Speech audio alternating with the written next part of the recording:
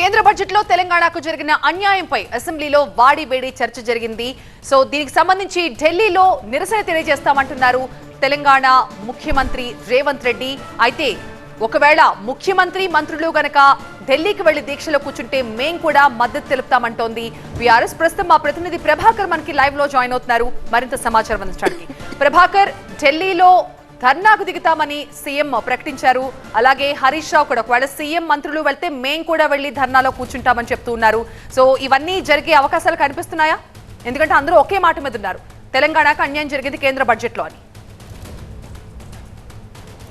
Right Pratyusha, అంటే కొద్దిసేపటి క్రితమే ముఖ్యమంత్రి చాలా సీరియస్గా స్పందించారు. నిన్నటి నుంచి కూడా నిన్న కేంద్ర బడ్జెట్ ప్రవేశపెట్టిన తర్వాత ముఖ్యమంత్రి ఏదైతే చెప్పారో తీర్మానం అసెంబ్లీలో ప్రవేశపెడతామని, ఈరోజు ఆ తీర్మానం ద్వారా ఢిల్లీతో ధిక్కార యుద్ధానికి దిగినట్టుగానే కనిపిస్తుంది. ఎందుకంటే తెలంగాణ రాష్ట్ర ప్రయోజనాల కోసం ఎక్కడి దాకానైనా పోరాడతామనే ఒక సందేశాన్ని అయితే అసెంబ్లీ సాక్షిగా ఇచ్చినట్టుగా కనబడుతుంది. దాంతోపాటుగా చాలా స్పష్టంగా చెప్పారు తీర్మానం కాపీలో కూడా, తెలంగాణకు జరిగిన అన్యాయంపై వెంటనే పార్లమెంట్లో చర్చ జరగాలి. దీనికోసం ఢిల్లీలో ఆందోళన చేయడానికైనా గల్లీలో ఆందోళన చేయడానికైనా దాంతోపాటుగా తెలంగాణ రాష్ట్ర ప్రతినిధి బృందాన్ని అఖిలపక్షాన్ని ఢిల్లీకి తీసుకెళ్లడానికైనా సిద్ధంగా ఉన్నామంటూ ఒక మెసేజ్ని కూడా ఇచ్చారు. దాంతోపాటుగా ఒక తీర్మానాన్ని ప్రవేశపెట్టారు. తీర్మానంలో చాలా స్పష్టంగా చెప్పారు, ఇప్పుడు జరుగుతున్న బడ్జెట్ సమావేశాల్లో ఇప్పటికే విభజనకు సంబంధించిన హామీలు నెరవేర్చలేదు కేంద్ర ప్రభుత్వం. కేవలం ఆంధ్రప్రదేశ్ మాత్రమే పార్షియల్గా ఆంధ్రప్రదేశ్కు మాత్రమే పార్షియాలిటీని చూపిస్తూ నిధులను కేటాయించింది, బడ్జెట్ను కేటాయించింది. తెలంగాణను మాత్రం అన్యాయం చేసిందనే ఆరోపణలు అయితే కేంద్ర ప్రభుత్వంపై చేశారు. ఈ నేపథ్యంలోనే విభజన రీఆర్గనైజేషన్ యాక్ట్కి సంబంధించి రీఆర్గనైజేషన్ యాక్ట్లో ఆంధ్రప్రదేశ్కి ఎంత మేర నిధులు కేటాయిస్తారో తెలంగాణకు కూడా అంతే మేర కేటాయించాల్సి ఉన్నా కూడా తెలంగాణను పట్టించుకోలేదనే ఆరోపణ చేశారు. సో దీనికోసం ఇప్పుడు బడ్జెట్ సమావేశాలు జరుగుతున్న నేపథ్యంలో దీన్ని మాడిఫై చేస్తూ, కేంద్ర బడ్జెట్ను మాడిఫై చేస్తూ తెలంగాణకు నిధులు కేటాయిస్తూ మరోసారి బడ్జెట్ను ప్రవేశపెట్టాలనే తీర్మానాన్ని తెలంగాణ అసెంబ్లీలో చేశారు. సో ఈ తీర్మానానికి తెలంగాణ అసెంబ్లీలో ఉన్న బీజేపీ మినహా అన్ని పార్టీలు కూడా మద్దతిచ్చాయి. అఖిలపక్షం తీసుకెళ్లడానికి అయినా మేము రావడానికి సిద్ధంగా ఉన్నామంటూ బీఆర్ఎస్ ఎమ్మెల్యేలు కూడా ప్రకటించారు. ఇంకా కొంత సంవాదం అయితే జరిగింది. రాష్ట్ర ప్రయోజనాలే ముఖ్యమంటున్న కాంగ్రెస్ పార్టీ ఢిల్లీలో దీక్ష చేయాలి, ఆమరణ నిరాహార దీక్ష చేయాలి అనేదైతే బీఆర్ఎస్ ఎమ్మెల్యే హరీష్ రావు చెప్పిన నేపథ్యంలో డిప్యూటీ సీఎంగా ఉన్న బట్టి విక్రమార్క కూడా చెప్పారు, అపోజిషన్ ఎల్ఓపీగా ఉన్న ఎల్ఓపీ లీడర్ వస్తే, కేసీఆర్ వస్తే కనుక తీసుకొని రండి, మేము కూడా ఢిల్లీలో దీక్ష చేయడానికి సిద్ధంగా ఉన్నామన్నారు. సో మొత్తానికైతే తెలంగాణ రాష్ట్ర ప్రయోజనాల దృష్ట్యా అటు కాంగ్రెస్ కానీ ఇటు బీఆర్ఎస్ కానీ ఎక్కడా కూడా రాజీ పడేది లేదు అనేది తీర్మానం ద్వారా స్పష్టం చేశాయి. Right Prabhakar, thank you. అమరావతిలో కీలక సమావేశం నిర్వహిస్తున్నారు ఏపీ సీఎం చంద్రబాబు. మంత్రులు, ముఖ్య కార్యదర్శులు, శాఖాధిపతులతో ఆయన భేటీ అయ్యారు. రాష్ట్ర ప్రభుత్వ ప్రాధాన్యతలు, లక్ష్యాలపై వారికి దిశానిర్దేశం చేయనున్నారు. అలాగే పాలనాపరమైన పలు సూచనలు చేయనున్నట్టు తెలుస్తోంది. సీఎం అయ్యాక మొదటిసారి అధికారులతో సీఎం భేటీ కావడం ప్రాధాన్యతను సంతరించుకుంది.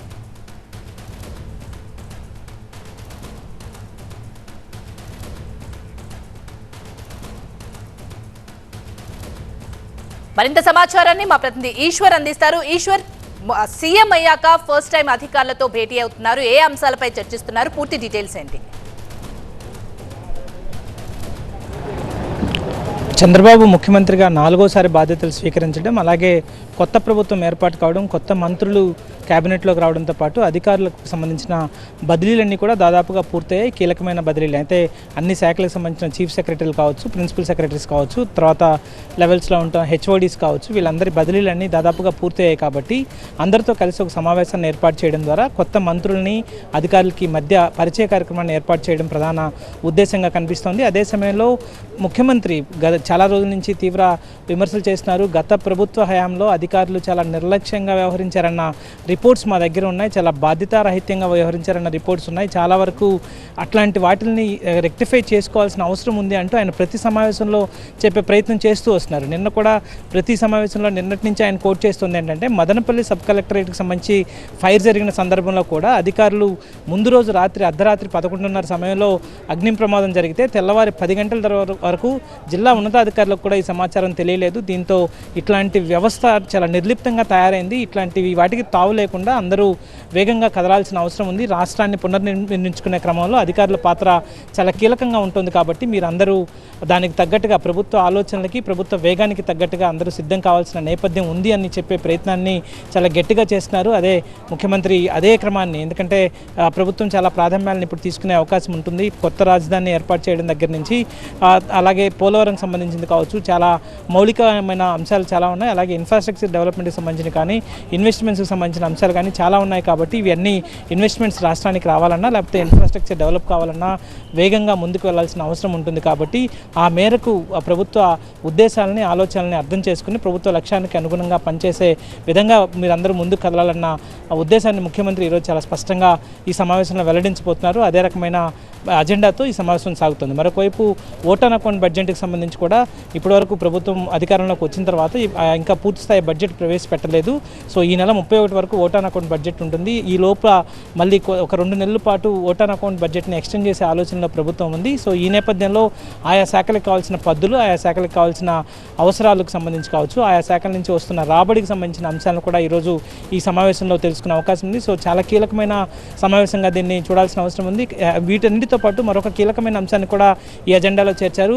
కేంద్ర ప్రభుత్వంలో ఎన్డీఏలో తెలుగుదేశం పార్టీ కావచ్చు, ఈ ప్రస్తుతం ఆంధ్రప్రదేశ్ రాష్ట్ర ప్రభుత్వం భాగస్వామిగా ఉంది. కాబట్టి కేంద్రం నుంచి సహకారం కావాలంటే ఇక్కడ ఉన్న రాష్ట్ర మంత్రులు కేంద్రంలో నిధులు ఎక్కువగా తెచ్చే ప్రయత్నం చేయాలి. ఆ నిధుల ప్రయత్నం ఎక్కువ జరగాలంటే అధికారులు మంత్రుడికి నిర్దేశం చేయాల్సిన అవసరం ఉంటుంది. మంత్రుడికి కొన్ని కీలకమైన ఆ కార్యక్రమాలని తీసుకున్న కార్యక్రమాలకు సంబంధించిన ఆ రిపోర్ట్స్ వేగవంతంగా తయారు చేసి ఢిల్లీకి వెళ్ళి ఆ నిధుల సమీకరణకు కావచ్చు, ఆ నిధులని సేకరించేందుకు అవసరమైన చర్యలు తీసుకునేదానికి మంత్రులు అధికారుల మధ్య కూడా సమన్వయం ఎక్కువ అవసరం ఉంటుంది.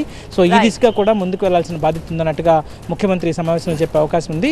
సో మొత్తానికి కీలకమైన అజెండాతో, కీలకమైన అంశాలతో, రాష్ట్ర అభివృద్ధికి సంబంధించిన అజెండాతో ఈ సమావేశం జరుగుతున్న పరిస్థితి కనిపిస్తుంది. మదనపల్లి సబ్ కలెక్టరేట్ అగ్ని ప్రమాదం కేసులో దర్యాప్తు ముమ్మరం చేశారు అధికారులు. సీసీటీవీ ద్వారా కీలక ఆధారాలు సేకరించారు. ఆదివారం రాత్రి 10:40 వరకు సీనియర్ అసిస్టెంట్ గౌతమ్ ఆఫీసులోనే ఉన్నట్లు గుర్తించారు. అంతేకాదు గౌతమ్ బీరువాలో ఇంజన్ ఆయిల్ ఉన్నట్లు తెలిపారు. మరోవైపు 11 మండలాల తహసీల్దార్ల నుంచి రికార్డులు స్వాధీనం చేసుకున్నారు. నకిలీ జీపీలతో జరిగిన రిజిస్ట్రేషన్లపైన విచారిస్తున్నారు. ఇటు వైసీపీ నేత మాధవరెడ్డి ఇంట్లోనూ సోదాలు చేపట్టిన అధికారులు పలు కీలక డాక్యుమెంట్లను స్వాధీనం చేసుకుని విచారణ ముమ్మరం చేశారు. ప్రతినిధి రాజు మరింత సమాచారం అందిస్తారు. రాజు, అప్డేట్స్ ఏంటి కేసులో? అంటే ఖచ్చితంగా ఇప్పటికే చర్యలు కూడా చేపట్టినట్టుగా తెలుస్తోంది. ఇప్పటికే 1 టౌన్ సీఐపై వేటు కూడా వేశారు, ఆయన వీఆర్కి పంపించారు. అయితే రెవెన్యూకు సంబంధించి అయితే 5 మంది డిప్యూటీ కలెక్టర్లు పూర్తిగా రికార్డు పరిశీలిస్తున్నారు.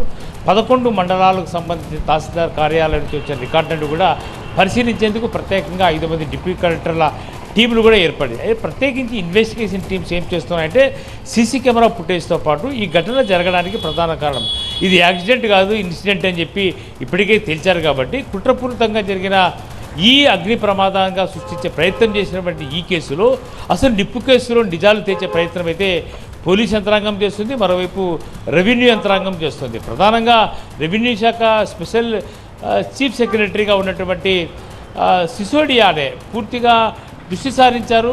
అసలు ఈ ఘటన ఏ విధంగా జరిగింది, ఏ ఉద్దేశపూర్వకంగా జరిగింది, ఎవరైతే వైసీపీ నేత మాధవరెడ్డి ఇంట్లో ఇప్పుడు కొన్ని డాక్యుమెంట్ ఏదైతే స్వాధీనం చేసుకున్నారో ఇవి 22A సంబంధించినటువంటి రికార్డులుగా భావిస్తున్న పరిస్థితి. పూర్తిగా దస్త్రాలన్నీ కూడా స్వాధీనం చేసుకున్నారు. అయితే ఇప్పటికే కాలిపోయినటువంటి నోట్ ఫైల్స్ ఏవైతే ఉన్నాయో ఆ నోట్ ఫైల్ సమాచారాన్ని సేకరించే పనిలో కూడా యంత్రాంగం ఉంది. ఇప్పటికే నాగ్పూర్లోని నేషనల్ ఇన్స్టిట్యూట్ ఆఫ్ ఫైర్ సేఫ్టీకి సంబంధించిన ఇంజనీరింగ్ సంస్థను కూడా రంగంలోకి దిగింది. ఇప్పటికే ఫైర్ సేఫ్టీ డైరెక్టర్ని అట్లాగే పూర్తిగా జెన్కో అధికారులు కూడా ప్రభుత్వం రంగంలో దింపింది. అంటే ఈ ప్రమాదం ఏ విధంగా జరిగింది అనే దానికంటే కూడా ఖచ్చితంగా ప్రమాదంలో జరిగినటువంటి నష్టం ఏంటి, ఎవరి లబ్ధి కోసము ఈ రకమైనటువంటి ప్రమాదాన్ని సృష్టించే ప్రయత్నం జరిగింది, దీని వెనకాల ఎవరున్నారు, ఎవరైతే కీలకంగా గౌతమ్ పైన పెద్ద ఎత్తున విమర్శలు వస్తున్నాయి. ఈయన సీనియర్ అసిస్టెంట్గా రాత్రి 10:40 వరకు ఉన్నట్టుగా సీసీ ఫుటేజ్లో ఉంది. 11:27 ప్రమాదం జరిగినట్టుగా సమాచారం ఇచ్చారు. అంటే ఈ మధ్య కాలంలో ఏం జరిగింది, అసలు అర్ధరాత్రి సమయం ఆదివారం రోజు అర్ధరాత్రి ఆ సమయం వరకు ఎందుకున్నారు, అసలు గౌతమ్ తేజకి సంబంధించినటువంటి బ్యాక్గ్రౌండ్ ఏంటి అనే దానిపై కూడా పోలీసులు విచారిస్తున్నప్పుడు ప్రత్యేకించి 10 టీములు ఇన్వెస్టిగేషన్ టీమ్స్గా పనిచేస్తున్నాయి. మరోవైపు రెవెన్యూకి సంబంధించి 5 మంది డిప్యూటీ కలెక్టర్లు కూడా రెవెన్యూ రికార్డులు పరిశీలిస్తున్నారు.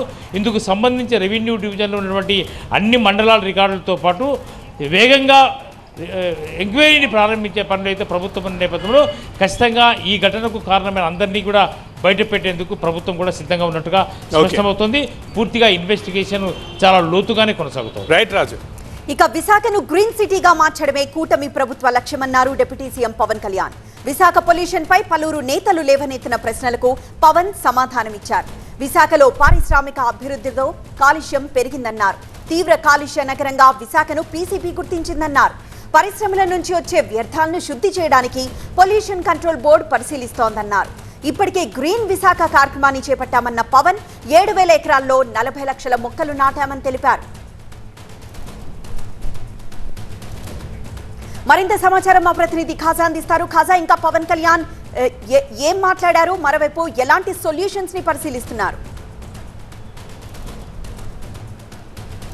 ఖచ్చితంగా విశాఖను కాలుష్యం నుంచి పూర్తిగా విముక్తి కల్పించేలా చర్యలు చేపడతామని ఈరోజు అసెంబ్లీ వేదికగా డిప్యూటీ సీఎం పవన్ కళ్యాణ్ చేసిన ప్రకటనతో ఈ ప్రాంతవాసుల్లో ఒక నమ్మకం కుదురుతుంది. ఎందుకంటే గత కొన్ని దశాబ్దాల కాలంగా విశాఖను వేధిస్తున్న ప్రధాన సమస్యల్లో పొల్యూషన్ అనేది ఒక ఫస్ట్ ప్లేస్లో ఉంది. అంటే ఇక్కడ ఉన్న పరిశ్రమలు కావచ్చు, లేకపోతే ఇక్కడ పెరుగుతున్న వాహనాల సంఖ్య, జనాభా నుంచి వచ్చిన సాలిడ్ వేస్ట్ వల్ల కూడా ఇక్కడ క్రమంగా ఆ పొల్యూషన్ పెరుగుతూ వస్తుంది. గతంలో కూడా అనేక సర్వేలు, అలాగే కేంద్ర పర్యావరణ మంత్రిత్వ శాఖ కూడా ఈ విశాఖలో దేశంలో కాలుష్య కారకాలు ఉన్న ప్రధాన నగరాల్లో ఒకటిగా విశాఖను కూడా ప్రకటించింది. 2009లో కేంద్ర పర్యావరణ మంత్రిత్వ శాఖ ఈ విశాఖను కాలుష్య నగరంగా గుర్తించింది. ఆ తర్వాత 2010లో విశాఖలో పారిశ్రామికల స్థాపన, విస్తరణ కోసం ఒక మారిటోరియం కూడా విధించి కొన్ని నిబంధనలను కూడా కఠినతరం చేసింది. ఆ తర్వాత ఆ కాలంలో కూడా ఇక్కడ క్రమంగా పొల్యూషన్ పెరుగుతుందో వస్తుందే తప్ప అది క్రమంగా తగ్గే పరిస్థితి అయితే కనిపించట్లేదు. ఒకవైపు పొల్యూషన్ కంట్రోల్ బోర్డు అవసరమైన చర్యలు తీసుకుంటుందే కానీ ఇక్కడ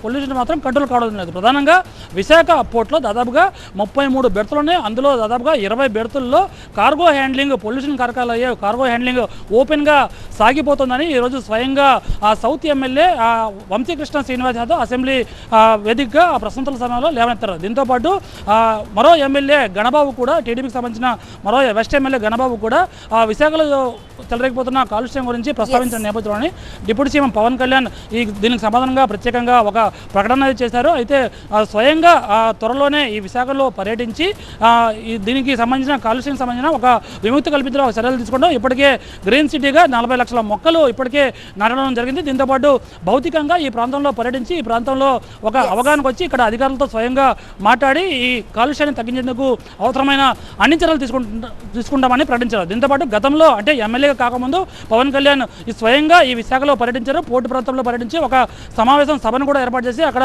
ప్రజలకు హామీ కూడా ఇచ్చారు. ఈరోజు ఇదే అసెంబ్లీ సాక్షిగా ప్రత్యేకంగా ఈ విశాఖ పోలీసుని పూర్తి స్థాయిలో విముక్తి కల్పించేందుకు చెప్పారు. ఇదే క్రమంలో అసెంబ్లీ స్పీకర్ అయ్యన్న పత్రుడు కూడా పవన్ కళ్యాణ్కు విశాఖ పొల్యూషన్ గురించి ప్రస్తావిస్తూ పవన్ కళ్యాణ్కు ఇష్టమైన నగరాల్లో విశాఖ ఒకటి, దీనిపై ప్రత్యేకంగా దృష్టి సారించాలని చెప్పిన నేపథ్యంలోనే ప్రత్యేకంగా పవన్ కళ్యాణ్ చేసిన ప్రకటనతో ఇప్పుడు అటువైపు కేంద్రంలోనూ ఇటువైపు రాష్ట్రంలోనూ డబుల్ ఇంజిన్ సర్కార్ నేపథ్యంలో సమన్వయంతో విశాఖను పొల్యూషన్ ఫ్రీ సిటీగా చేస్తారని ఒక నమ్మకం అయితే ఇక్కడ ప్రాంతవాసుల్లో కలిగింది. రెడీగా మాదాపూర్ డ్రగ్స్ కేసు ఇన్వెస్టిగేషన్ ని స్పీడప్ చేశారు పోలీసులు. నిందితుడి బిలాల్ నుంచి కీలక ఆధారాలు సేకరించారు. డ్రగ్స్ తీసుకున్న 44 మందిలో పలువురు సాఫ్ట్వేర్ ఉద్యోగులు ఉన్నట్టు గుర్తించారు. వారందరికీ వైద్య పరీక్షలు నిర్వహించనున్నట్టు తెలిపారు. డ్రగ్స్ పాజిటివ్ వస్తే నోటీసులు ఇచ్చి విచారణ జరిపించనున్నారు. మరి డ్రగ్స్ తీసుకున్న వారిపై కేసులు పెడతారా లేక కౌన్సిలింగ్ ఇచ్చి వదిలేస్తారా అన్నది ఇంట్రెస్టింగ్ గా మారింది. మా ప్రతినిధి ప్రణీత మరింత సమాచారం అందించడానికి సిద్ధంగా ఉన్నారు. ప్రణీత, డ్రగ్స్ తీసుకున్న వారిపై కూడా కేసులు పెట్టాల్సిందండి. ఈ మధ్య కాలంలో చట్టంలో కూడా మార్పులు చేసుకుంటూ వచ్చారు. మరి ఇప్పుడు ఈసారి ఎలా ఉండబోతుంది ఇన్వెస్టిగేషన్? ఖచ్చితంగా ఈసారి పట్టుబడుతున్నటువంటి కన్జ్యూమర్స్ ఎవరైతే ఉన్నారో వారి మీద కూడా కేసులు నమోదు చేస్తామని నార్కోటిక్ పోలీసులు క్లారిటీ ఇచ్చారు. గతంలో చాలా వరకు కేసుల్లో మనం చూసాము, కన్జ్యూమర్లుగా ఉన్నటువంటి వారికి కేవలం నోటీసులు ఇచ్చి వారికి మళ్ళీ పాజిటివ్ వచ్చే కనుక కౌన్సిలింగ్కి పంపించేటువంటి ప్రయత్నాలు జరిగాయి. కానీ ఇక మీదట వారిని సైతం రిమాండ్ చేస్తామని నార్కోటిక్ పోలీసులు హెచ్చరిస్తున్నారు. తాజాగా మాదాపూర్లో నిన్న జరిగినటువంటి ఒక డ్రగ్స్ కేసులో దాదాపు 44 మంది కన్జ్యూమర్స్ని నార్కోటిక్ పోలీసులు గుర్తించారు. ఈ 44 మందిలో చాలా వరకు సాఫ్ట్వేర్ ఎంప్లాయీస్ ఉన్నట్లు గుర్తించారు. సో వీళ్ళందరికీ కూడా అంటే కన్జ్యూమర్స్ పేర్లు చెప్పగానే వారిని వెంటనే రిమాండ్లో చేర్చారు. దానికి కూడా ఒక ప్రొసీజర్ ఉంటుంది. మళ్ళీ కన్జ్యూమర్స్గా వాళ్ళని అందరినీ ఐడెంటిఫై చేసిన తర్వాత వారికి నోటీసులు ఇచ్చి పిలిపిస్తారు.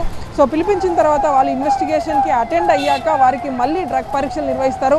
అప్పుడు పాజిటివ్ వస్తే కనుక తిరిగి వారిని రిమాండ్ చేయడమా లేదంటే తదుపరి ప్రొసీజర్ని పోలీసులు ఫాలో అవుతారు. సో ఇక మీదట కన్జ్యూమర్స్ పైన కూడా కఠినంగా వ్యవహరిస్తామని నార్కోటిక్ పోలీసులు అయితే హెచ్చరిస్తున్నారు. థ్యాంక్ యూ ప్రణీత, డీటెయిల్స్ అందించినందుకు.